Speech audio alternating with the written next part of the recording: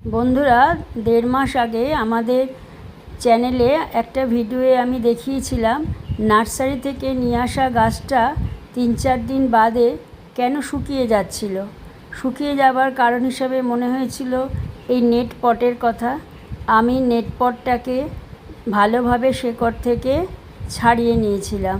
Net পটের জন্যই শেকড়টা একদম বাউন্ড হয়ে গিয়েছিল। নেট পটটা কাটার পরে আমি ফাঙ্গিসাইড মিশ্রিত জলে শিকড়টাকে খুব ভালোভাবে ধুয়ে নিয়ে গাছটাকে আবার প্রতিস্থাপন করেছিলাম। আজকে দেখি, চলুন 1.5 মাস পরে গাছটা এখন কি অবস্থায় আছে।